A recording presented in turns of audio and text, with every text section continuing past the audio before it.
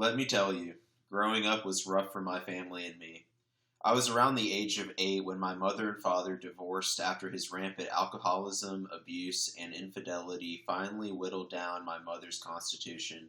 My mother, sister, and me, as a result, were virtually left to fend for ourselves in a world void of empathy.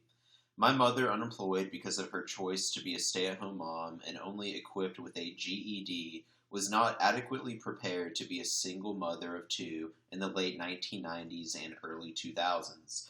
As a result, through desperation and need, she took the best jobs that she could get. Chiefly, she worked several jobs simultaneously as an elementary school cafeteria cook, house cleaning lady, etc. These were largely minimum wage jobs, and in late 1997, minimum wages in North Carolina were around $5.15 an hour. In fact, it was not until early 2007 that minimum wages in North Carolina were increased to around $6.15 an hour, and even now, as I create this video in early 2016, the minimum wage is only $7.25 an hour. My mother worked for approximately 10 hours of business days and backbreaking labor to make a measly $257.50 in basically a week in order to support my sister and me. This turns out to be around $1,030 a month or $12,360 a year. In 2000, for a family unit of 3, the poverty threshold was $14,150. As a consequence of this, my family qualified for public housing, food stamps, Medicaid, and other government-assisted programs. Despite all of this help, however, there were many nights my family still went without dinner, and the only nourishment I was provided with was from my public school's free lunch program. I wore clothes for far beyond, their holes and tears, wore shoes without traction. We never went out to fancy dinners, nor were able to splurge money on extracurricular and frivolous activities. Every dollar we had was valuable and was used to support ourselves. Other items that others in my school took for granted, like computers, cell phones, cars, were merely a pipe dream for me and my family. I always felt like something was a little off. It was around the fall of 2001 when I watched the Enron scandal develop before my eyes in the national news, and I, for the first time at such a young age, truly understood the income inequality in America.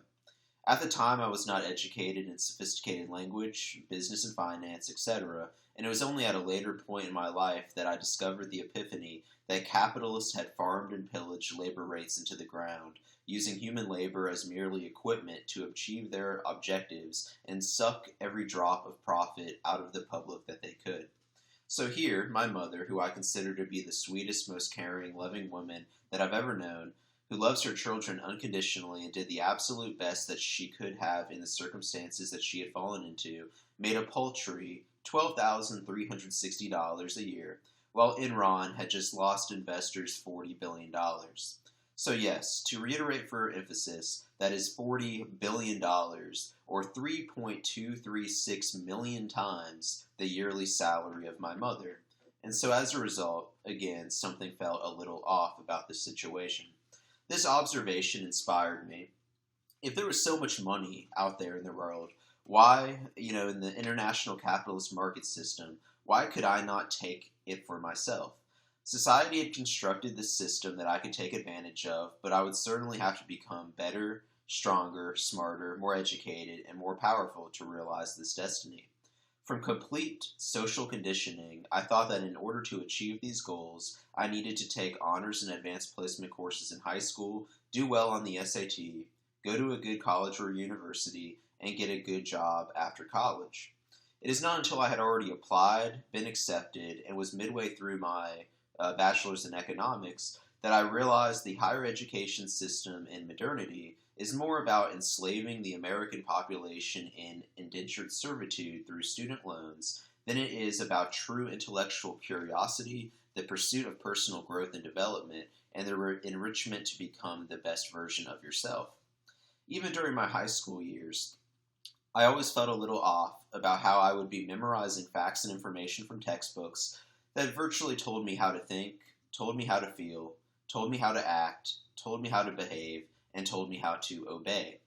Again, from complete social conditioning, I thought that this is what I was supposed to do, that it was normal, and so I did the very best that I could by memorizing arbitrary facts, memorizing arbitrary solutions to arbitrary problems, and how to solve these arbitrary problems.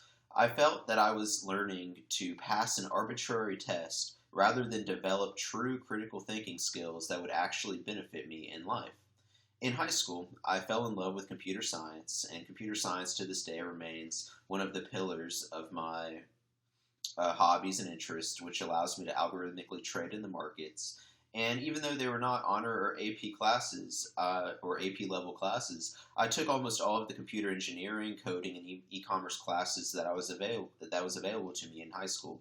I always felt a little off in the sense that these technical classes, from a GPA standpoint, were considered far less valuable than, say, an AP history class, but in my humble opinion, they were far, far superior in knowledge and value.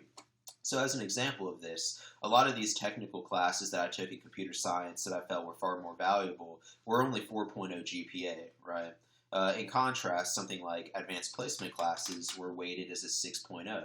So, in my humble opinion, the easier class, AP history in this example, was a pretty easy, relatively speaking, 6.0, while me, I was working very, very hardly, several hours a day to code to take a class that, even if I received an A, even if I received 100, was still only a 4.0 GPA requirement. Anyways, despite feeling this way about the public education system, I thought that college would be different. That in the medieval version of college, in the sense that you could truly pursue your intellectual curiosity. So I hold a bachelor's in economics from subjectively one of the best universities on earth, and I can tell you honestly that throughout the entire time that I was in college, from an academic perspective specifically, I was heavily disappointed and apathetic with almost the entirety of the learning environment. I truly feel that high school social conditioning of pressuring people into attending college is a method to enslave college graduates by using their debt and student loans against them. This system works very well because now, in modernity, you don't really get a breadwinner job based off of your true intellect, your true talent, your true capability, or your true ability, but rather there are now barriers of entry of having a college diploma. I mean, seriously, how many people do you personally know that work in a field completely different to their bachelor's in college? These same jobs, do they actually require a college degree, or could they be taught in something similar to a professional trade school or on-the-job training similar to a mentor-protege relationship? Do some of these jobs actually require a 4-year degree, a college diploma, and someone who is willing to pay $100,000 or more just to have the opportunity to become employed? This is in contrast to my, say, grandparents' generation, where they did not really need to have all of these professional certifications. Really, they could just go in to a potential place of employment, and if they were, just good and good hard workers, they would, receive the job, and they could keep the job. And by specializing within the niche, they got hands-on experience through actually doing their work instead of having to go through all of these hoops before even getting a job. Again, I feel like a lot of it is you're learning a bunch of miscellaneous information in the pursuit of being well-rounded when it doesn't really affect the end game that much. As a result, it almost feels that modern higher education institutions are merely just pumping out degrees, and that they're largely using this busy work mentality to trick students psychologically into thinking the information that they could largely receive anywhere else for free is somehow more valuable if they're paying for it and attending a, quote, legitimate, unquote, university. This is the same premise behind taking midterms, final exams, and even having a GPA in the first place. It is so that you feel, as an individual, that all of this arbitrary work that you're doing actually matters. These same young people don't really understand the financial ball and chain they're getting themselves into, what documents they're actually signing, and how much interest can actually affect someone if they're taking out $100,000 or more of debt, and how this affects someone over a lifetime. Remember, student loans cannot be reduced from declaring bankruptcy, and as a result, will haunt someone through their tax refund reductions, Social Security reductions, etc. So, why did I preface this video's trading content and its results and performance with such a large tangent on the wealth inequality and such a large tangent on the social conditioning nature of how the high school, college, job, retirement pathway is not only normal, but you're considered a pariah if you deviate and don't respect and obey the path? It's because one of the goals of my project is to demonstrate in real time how someone like myself can have complete financial freedom in trading, and that common barriers to entry to many breadwinner jobs in America, like possessing a college diploma, is not required in trading. And with proper research, the respective risk management, patience, and discipline, you can be very successful in this career path. In fact, the current biggest barrier to entry in my project is just simply the initial capital.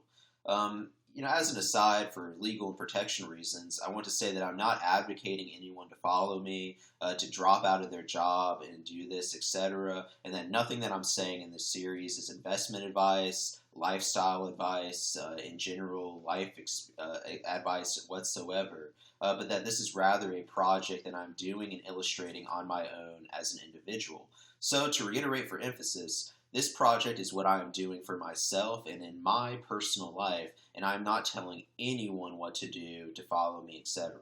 Anyways, the main barrier to entry is around the cost of the initial margin for a QM Oil's futures contract, which is currently sitting at a value of $1,870, which is approximately a little less than what most Americans receive in their tax refunds. So you can see that although on paper 1870 sounds like a lot, I think that most people have the ability to save up to $1,870, and I think that most people receive at least $1,870 or more within their tax refunds. So it is viable for someone that is in poverty to try out, what I'm saying. Again, showing the viability of my rags to riches narrative in this series.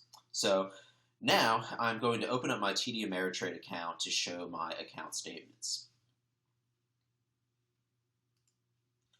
So this is the standard TD Ameritrade Thinkorswim platform. What I've done is I have switched the privacy settings from on to off.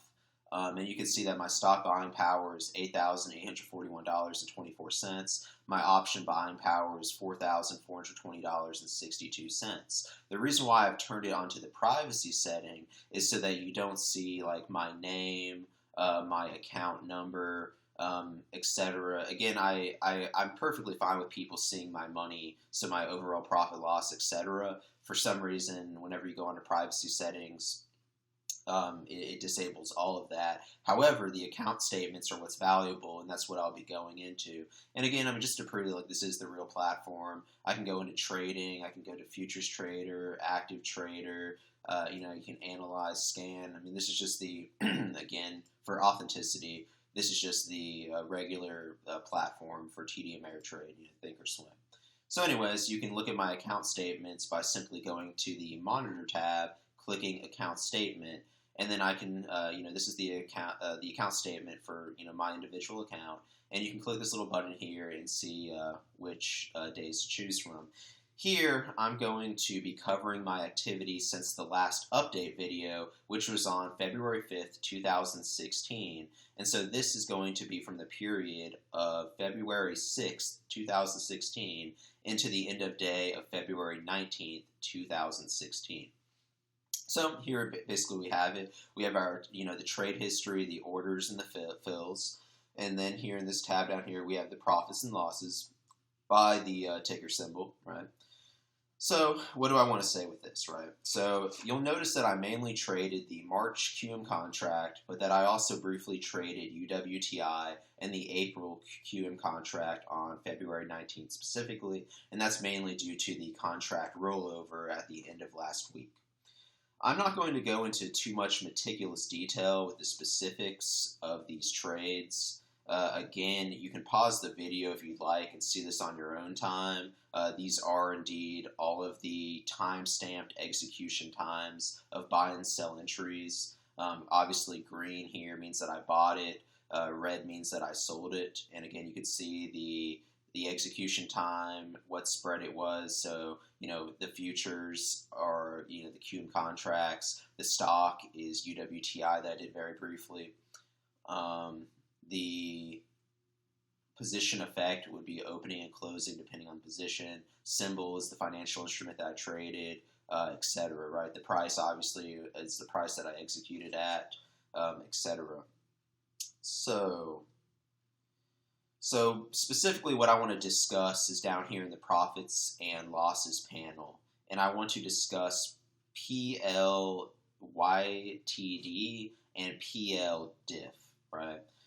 These are the most relevant. So profit loss year to date obviously shows my profits year to date with the various financial instruments, while profit loss difference shows the difference between my year to date values and the specified date range. For example, I made $375 in my last video on QMH6, and then I made $1.475 thousand in this period on QMH6, thus adding up to the $1,850 year-to-date value when you combine those two time periods. Again, this is just me telling you how to decipher how much money I've actually made by discussing how the mechanics in TD Ameritrade work.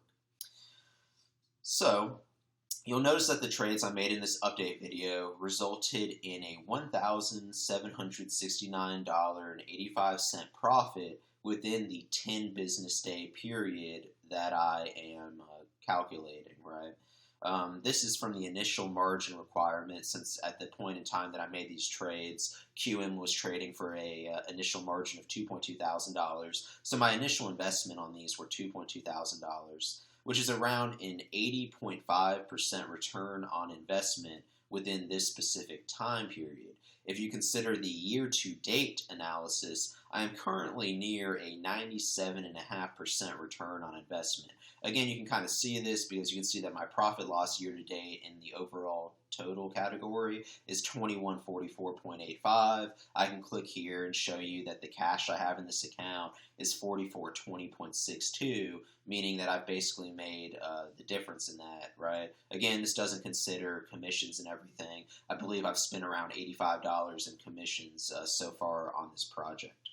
Anyways, you can really break down these values and extrapolate for fun depending on how you wish. But let's say that my year-to-date performance averaged $195 a day, which is simply this 2.144 thousand value divided by the 11 business days, right? So basically we're going to not consider compounding. We are not going to consider inflation or anything in these following examples, right? So, well, basically $195 a business day, and considering that there are on average 252 trading days a year, amounts to $49,140 a year. To put this in perspective, the median American family earned $53,657 in 2014. The only difference to note is that this is around 4 times the amount of money my mother earned each year when I was growing up as a kid on minimum wage, and that while she had to break her back in subjectively demeaning jobs, I was able to make this much money or earn this much money from the comfort of my own home. I had no boss, no deadlines, and no other job responsibilities. I didn't have to deal with customers, clients, coworkers, rude people. I also have complete flexibility with my schedule and how I live my life. I have no holiday days, no sick days, and I can truly live the lifestyle that I wish to, right? This is clearly far better than any other minimum wage job in America. And again, these people are slaving away in labor for $10,000 to $20,000 a year in poverty, right? Anyways, this also rivals most college graduate jobs, in which the person only really makes between $30,000 to $50,000 starting out, and then each year, even with the compounding nature of raises, they don't really make that much more, each year, right? So the biggest difference, again, just to reiterate for emphasis, is that all of these jobs do not really compound to the same extent as the career choice and the project that I'm doing right now. While my wealth does compound very rapidly, actually, again, I mean, just to reiterate for emphasis here, I mean, since year to date, I'm up near 97.5% return on investment. Materially, $2,144.85 may not sound like a lot to some people, but you have to realize that it's all about percents, right? So I have a 97.5% return on investment, which means if I had traded $100,000 with literally the exact same strategy, I would have made $100,000. If I had $1 million and I used literally the exact same strategy, I would have basically made another $1 million. So again, materiality doesn't matter. All that matters is the actual percentage return on investment. Anyways, of note, specifically what I want to talk about is that the profits that I generated during this period of time has enabled me to increase trading from one QM contract to two QM contracts, which is the equivalent of allowing me to trade one CL contract. So again, this is kind of consistent with what I'm trying to do with this project, in which I am aiming to virtually double my money every X period of time. And so far, I'm doing it. I've been very successful. Like I said, I've almost a 97.5% return on investment within the last 11 business days. Right. Anyways, I hope that everyone watching this has found it insightful or valuable. And again, I appreciate everyone who supports and encourages me within this project that I have kind of taken, and on this enterprise and this journey that I am in real time showing through all of these YouTube videos. Anyways, I hope that everyone has a great weekend as I'm creating this content on Saturday, February 20th.